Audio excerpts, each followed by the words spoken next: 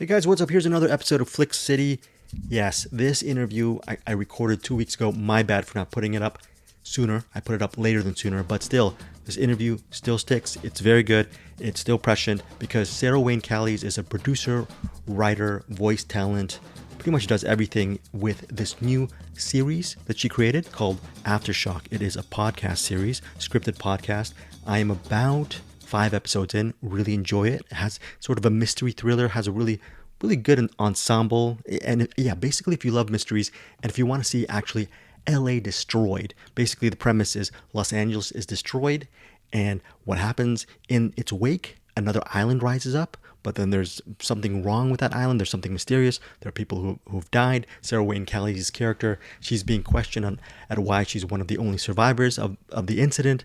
So here's the iHeartRadio after it's actually distributed by iHeartRadio. It's available via whatever podcatcher you use. I use Apple Podcasts. Here's the quick summary of it is Aftershock is a fast-paced thriller about a massive earthquake that destroys the West Coast, causing a mysterious island to rise up from the Pacific. Along with Callies, the podcast also features the voice talents of Stranger Things' David Harbour, The Walking Dead's Jeffrey Dean Morgan, and the 100's Tati Gabrielle. So there's a lot of other people involved, including her Prison Break co-star, Rockmond Dunbar. I opened up the interview with an interesting, I was reading that Rockmond Dunbar actually recorded his part of the podcast in the trunk of his car. A lot of dedication behind the making of Aftershock. It was recorded during the pandemic, about a year ago. They were initially before COVID happened, they were going to record in New York and Los Angeles. That did not happen. I think they only had a day in each for each coast. I think even if that. And what happened is a lot of the voice talent had to actually record in their respective closets or in Dunbar's case, in the trunk of his car. So there was a lot of, or under covers and whatnot. So SarahWayneCallies talks about it during the interview. She also talks about, lately I've been really getting into cryptocurrency, crypto assets, and NFTs. I asked her a question about her thoughts on non-fungible tokens, on NFTs, and she gives a really interesting answer, especially from the artist's perspective, on why NFTs have the potential of being something that it will, in the long run, will be good both for the consumer and, I think most importantly, the artist as well. So yeah, check out Aftershock. It's audio. It's very good. The sound design is very, very good. I need to listen to more podcasts myself because I'm just basically doing so many interviews and watching movies. Podcasts, as I mentioned in the interview with Sarah, it really helps me just relax and think and close my eyes and just imagine a world outside of television or my friggin' Mac screen. Okay, so podcasting is something, as you guys know, that I really love, and I really recommend Aftershock. Also, I wish I asked Sarah about a movie of hers, because it's a movie podcast. I really enjoyed this movie she did called The Other Side of the Door. It was released in 2016. I think it's a really underrated thriller. So if you want to see her cinematically, give The Other Side of the Door a shot. Or if you don't like it, if you like it, if you've seen it, hit me or Anderson up. Tell me what you think of The Other Side of the Door. But again, here is my interview with SarahWayneCallies. She's always been really cool to the media. I've interviewed her over the years at the Television Critics Association events, TCA events, and she's always been really nice and accommodating, and actually biasly is one of my favorite people to interview. Very insightful and very, I think, look, one of the reasons why I love Anderson Cowan so much is he is so candid. He's candid beyond belief. He is real. I am not that frank. I beat around the bush way too much. I hem and I haw my way through life, and I really find people like Anderson, and from my estimation, from the several times I've talked to her and interviewed her, really believe that candid and frank nature is part of the fabric, the personality of SarahWayneCallies. Okay, again, most importantly, check out this interview and tell me and Anderson what you think of Aftershock, or maybe if you have any recommendations of her work that I should check out as well, hit me up. All right, guys, thanks for supporting me and Anderson on this here CinemAddicts Podcast feed. Here is my interview with SarahWayneCallies, the creator, writer, producer, director, voice talent behind Aftershock. Here we go. Sarah, first I'm going to start off the interview with just a frivolous question, because I've been in the audio space for almost 30 years, and how does one actually record a podcast in the trunk of a car? Did you ask Rockmond Dunbar how to do that? Because that A is dedication. And to me, as an audiophile, that seems almost impossible and dangerous and also inspiring. So it's all of those things. And, you just described Rockman. He is almost impossible, dangerous, and inspiring as a human being. So what happened is we were recording over Squadcast. We had tried mailing him a mic. We had these beautiful, I think they were Rode mics that we were FedExing to the cast. But Rock has 4 young children who were all at home homeschooling during the pandemic because it was early lockdown. I think it was probably April or something last year. And so there was no place in his house that was quiet. So he's like, oh, no problem. I'll go out to my car. And I think he was recording it. I don't know if he still had the mic or if he was using the mic on his phone at this point, but all the windows were bouncing the sound around. So he was like, well, I'll just turn around, and it still bounced all the sound. Our engineer is like, I'm so sorry, but it just sounds like you're in a glass box. And he goes, oh, give me a minute. And there's like this rustling. And then he's like, okay, how does this sound now? And our engineer was like, it sounds great. Where are you? He's like, I'm in the trunk of my car. And I was like, oh my God, I can't thank you enough. I owe you one, like possibly my right arm. Yeah, that's how that happened. And then I think when it was over, he had to like text his wife to let him out. Like it was just amazing. Speaking of amazing, you're writing, you're co-creating, you're directing, your voice talent, you're doing everything for this. Was this how do you do all of that? Is it just sort of a step-by-step process and not just get too overwhelmed because you're pretty much you're pretty much ahead of this universe, and that seems daunting, but is it just an incremental step-by-step with your process?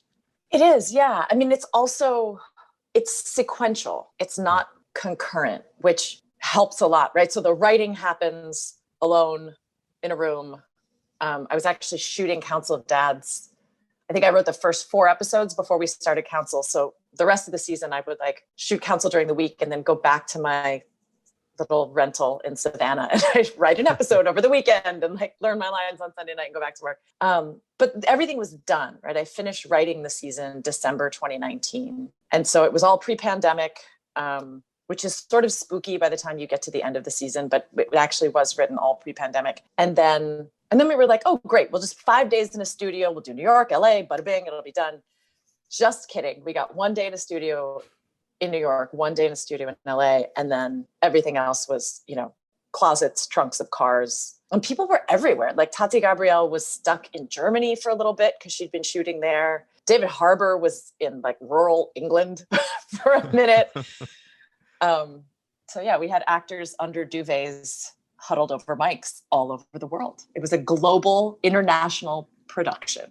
But then, so that was the sort of directing and recording of it all. And then the producing is, a lot of the directing stuff is in the editing, and the producing is just those little bits of, who do we bring on board and how do we pay for it and all that stuff. It flowed kind of fine. It was not overwhelming, believe it or not. Aftershock is such a multi-layered storyline. It's a family story. It's a story about forgiveness. There's a huge mystery involved, and it's also about who do you trust.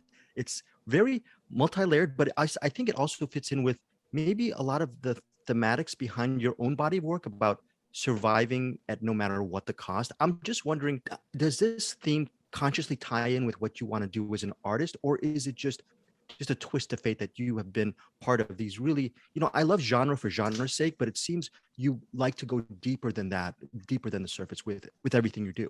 Well, first of all, thank you. Because I take that as a huge compliment. I mean, it feels to me like, if you look at the history of some of the genre, like a lot of early George Romero work that started us off on the zombie path, started as a huge critique of our materialism and our consumer society, right? You go back to Star Trek and, there were huge messages of social justice and racial equity and inequity embedded in those stories. And that was what always struck me as so powerful about them is, you can sit down and try and lecture somebody about the state of the world. And as we're learning, right, like it's so often they just entrench and shut you down, or, don't read the article you wrote in the Huffington Post or turn the channel, whatever it is. But when we can embed some of these themes in entertainment, then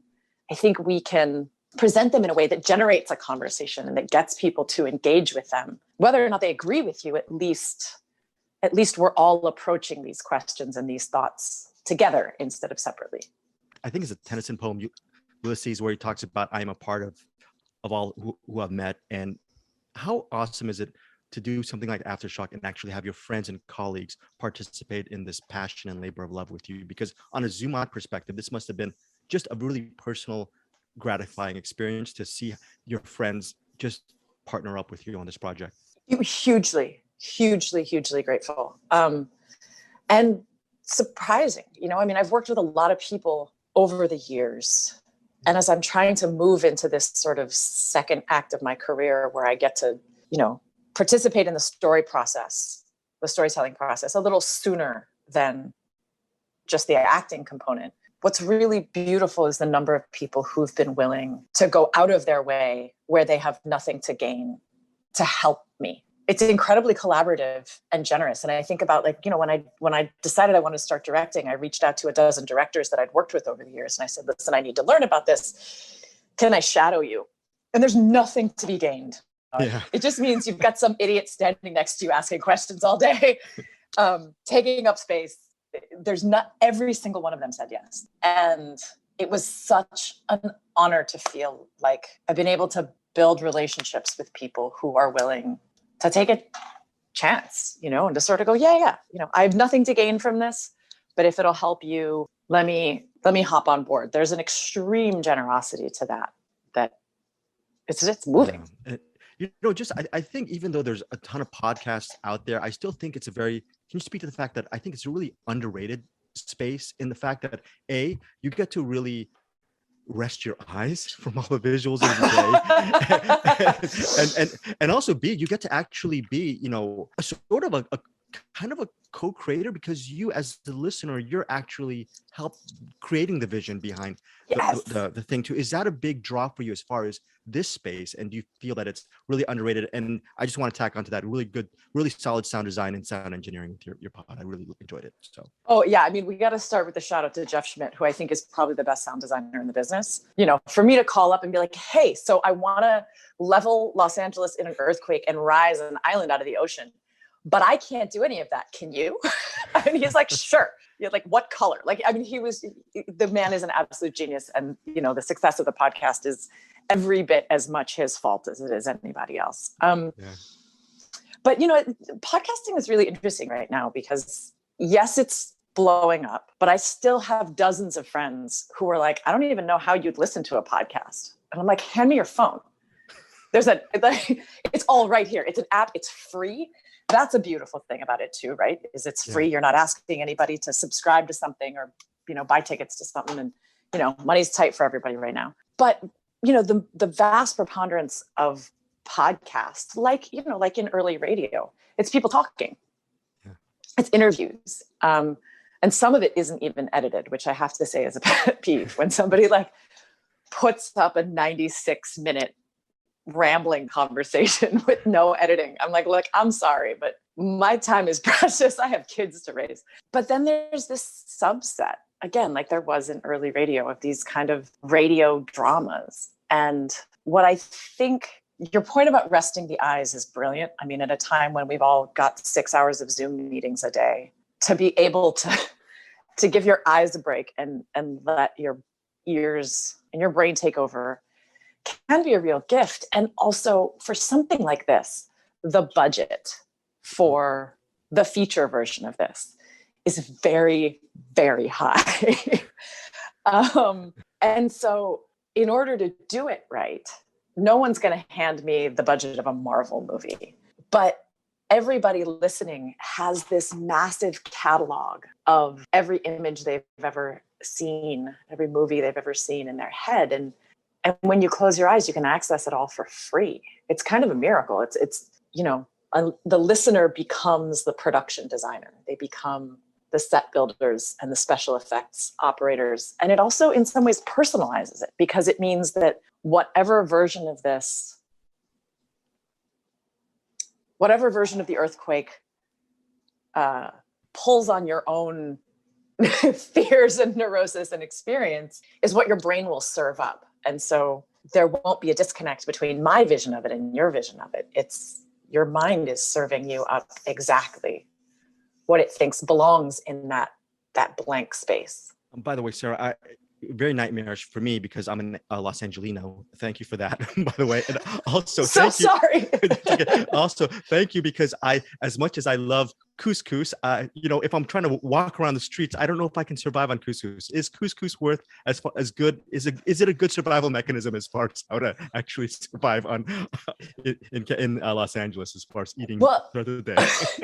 I don't want to disrespect the couscous industry, but it's kind of an inside joke with my husband because we both spent a lot of time backpacking in our lives, and especially when we were in college, which was before this like crazy profusion of freeze-dried foie gras and all this stuff that they have at like REI now. Like you can have a 5-course, Michelin star menu that's just add water, and camping now is very different. When my husband and I were backpacking a lot, it was like you had a jar of peanut butter and like a 5-pound bag of couscous in your backpack. And after night 3, you're like, I don't know, maybe I'm willing to starve to death rather than have another flavorless, half-burnt pot of couscous. So that was sort of a personal inside joke. I haven't had couscous since the last time I was on a trail in college. Like, honestly, I think it's probably been since 1999 since I had couscous. Maybe it's a different thing now. And one last privileged thing is on your Twitter feed, you were talking about just coming back home with some kombucha. My podcast co-host, he's been drinking it and he's been losing weight. So I tried it. I couldn't take it. I'm just wondering, the kombucha, are you a kombucha person, or is it right now on the level as far as couscous goes for you, as far as things to consume? Actually, I make it. Amazing. So I like bottle my own. The economics of kombucha are a bit of right now I'm in Vancouver and I'm on location directing. So right now I am buying it, but I can make 5 giant bottles of kombucha for about $1.75. Wow. And if you buy it in a grocery store, it's like $10 a bottle. So the economics of buying it sort of rubbed me the wrong way. I was raised by my grandmother, who was raised by the Great Depression. So I am frugal is the nice way to put it. I have a couple more questions. Okay. So you've always been a step ahead of the game when it comes to content creation and whatnot. And we are very in the early days of this, but recently Ashton Kutcher and Mila Kunis, they developed an animated series called Stoner Cats on cryptocurrency. I don't know if it's called NFTs, non-fungible tokens. Yeah. Is that something maybe you and your creative team are looking towards in the future? As far as it's still early days and it's kind of an impossible question to ask right now, but I see it kind of, you get to buy these tokens and the people who own the tokens get to actually see the series or whatever that content creator is making. I think it might be a new thing. I don't know. Is that something far in the horizon for you as an artist? I'm fascinated by NFTs. One of the things I think, for visual artists is really interesting is this idea that you can structure it so that every time the NFT is sold, there's a commission that goes back to the original artist, which strikes me as hugely fair. There was a guy I knew in Los Angeles years ago who was an early collector of Kahende Wiley. And my friend has made a fortune, but after the original sale, Kahende hasn't made anything on those paintings, which just strikes me as kind of crazy that, a painting that was bought for $250,000 that might be bought again for $2 million, and Kahende doesn't see anything from that, right? Like, so there's something as an artist that strikes me as potentially with NFTs creating an economic structure that's vastly more equitable for the people who are the initial creatives. I think art will expand into any space where there is an audience. And at a time when, certain kinds of art have been so corporatized that people are frustrated by the limitations, then they'll find those places. For me, it was scripted podcasting where there was an opportunity to really exercise a giant level of creative control over your own work. So yeah, I hadn't heard about this show, but I'm very interested in it. Mm-hmm. I'm a little concerned about the environmental impact of cryptocurrencies because it's one of those invisible or at least easily hideable you can hack criminals. costs. Yeah. Well, no, I mean, it's sort of easy to hide the environmental cost to it. You know, one of my friends sent me an email about, I don't know if it was Seneca Lake, but it's one of the Finger Lakes that is adjacent to a cryptocurrency mining facility. Yes. And they use the water from the lake to cool the facility because, of course, it generates a tremendous amount of heat. And the lake water has risen from normal lake water temperature to something that's hotter than bath water. That's almost like it's in the 90s of degrees. Wow. And that's really troubling to me. I got to figure out the environmental ethics of cryptocurrency for myself. So a couple more questions I mean, this is as a compliment, but my mom wanted to tell me, I told her I was going to interview you today and she just say, oh, just please tell Sarah I love her work. Okay. Thanks, Mom. Love doing Prison Break. But how do you as an artist handle all the just the compounding goodwill that people have for you regarding all of your work and the support? Is it one of these things where you just can't let that get to your head and you have to put that on the shelf a little bit because you have all this goodwill? Or is it something that you've learned over the years just to really appreciate the moment and the compliment? Easy as that, I guess. Oh, I'm so grateful for it. I really am. I mean, I came up in theater, so I'm used to people standing up and clapping for me at the end of the day. Okay. Or not, or standing up and throwing tomatoes, but you get input. And input is useful because it tells me whether or not I'm communicating effectively. That doesn't mean that input has to be positive. There was a lot of negative input over Lori Grimes, and that taught me some really important things. It taught me more about the misogyny of our culture than I expected to learn. But it also, Frank Darabont and I had sat down and had a long conversation about like this character should not be an angel. We're not trying to I don't want to pander to an audience. I don't want everybody to like me. And so, that feedback, we kind of like high-fived. We're like, great, we did what we set out to do here. And so the feedback is useful. I think sometimes there can be a boundaries issue.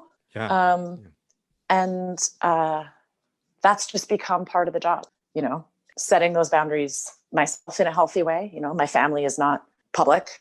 My kids aren't on social media. My husband isn't on social media. And I think because I don't put them out there seems to be a lot of respect for their privacy that comes back to me. Yeah. Final question. I co-host a movie podcast and I usually ask actors, filmmakers, producers to name one of their all-time favorite movies. So just wondering from off the top of your head, can you name one of your all-time favorite movies? And what is it about this film that still speaks to you today as a cinephile? And it's not just based on nostalgia of days past. Priscilla, Queen of the Desert. Oh, yes. Amazing. It's when I saw it, I'd never seen anything like it. And I think it was my first exposure to Australia, actually, which may have given me a radically skewed version. I was like, oh, Australia is where all the awesome drag queens live.